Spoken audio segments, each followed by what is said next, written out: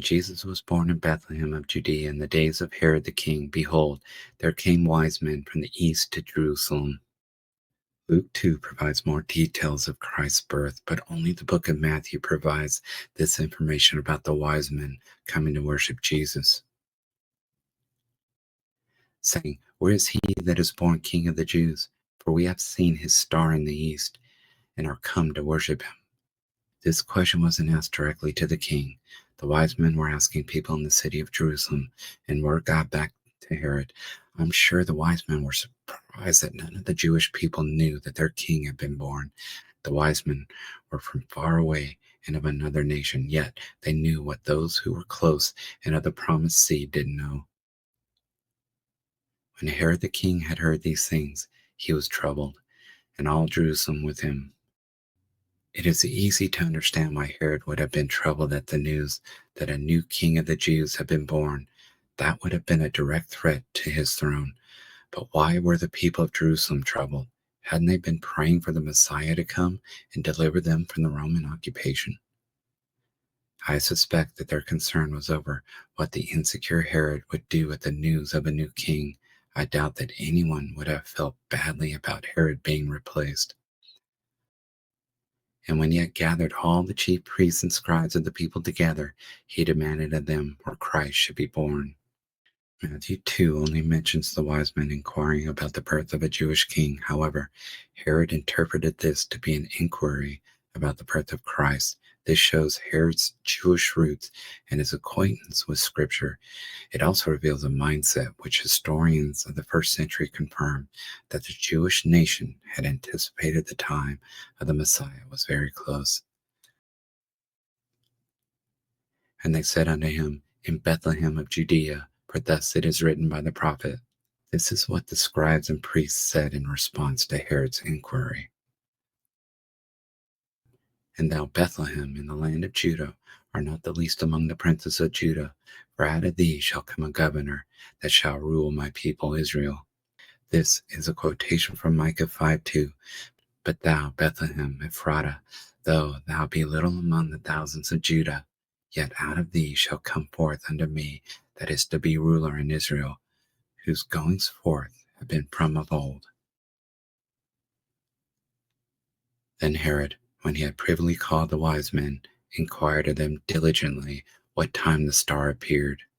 It's probable that Herod's decision to kill all the male children in Bethlehem 2 years old and younger was based on the information that he got from these wise men. So apparently they had seen this star quite a while before they visited with Herod, less than 2 years, but probably over a year before. Notice that these wise men didn't fall down and worship Herod the way they later did at the sight of the young child Jesus. They were truly wise men. And he sent them to Bethlehem and said, Go and search diligently for the young child, and when ye have found him, bring me word again, that I may come and worship him also. Herod feigned worship for this new king, but his later actions in Matthew 2:16 showed that only murder was in his heart.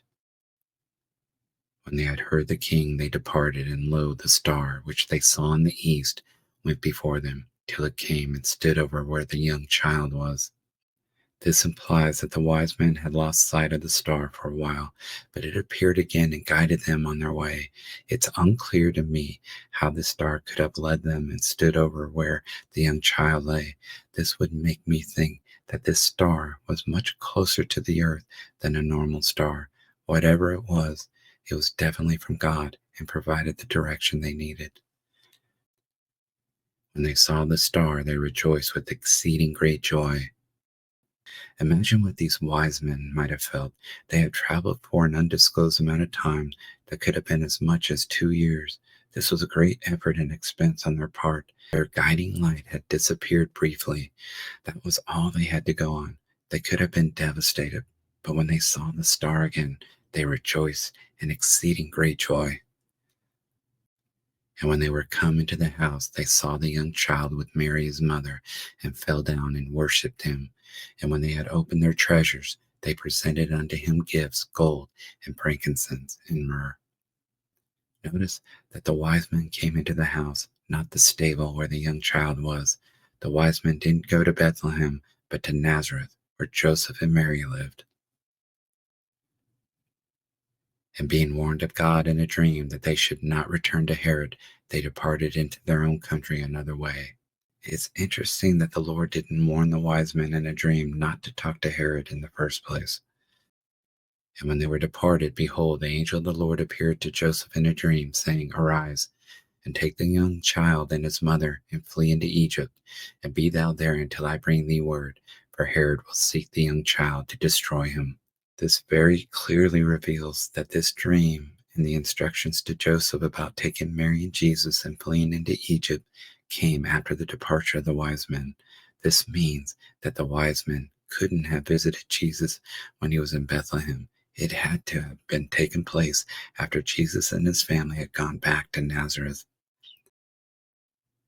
When he arose, he took the young child and his mother by night and departed into Egypt. It appears that Joseph obeyed this command immediately before the sun came up, and was there until the death of Herod, that it might be fulfilled which was spoken of the Lord by the prophet, saying, Out of Egypt have I called my son. This is a quotation from Hosea 11:1.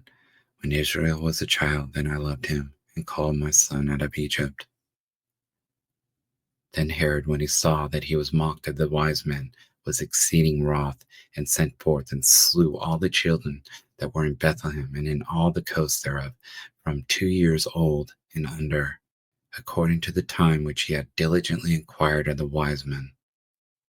According to Josephus, a first-century historian who was commissioned by the Romans to write a history of Palestine, Herod was a very insecure man who brutally killed anyone he perceived to be a threat. Then was fulfilled that which was spoken by Jeremy the prophet, saying, This is speaking of the prophet Jeremiah. Jeremy.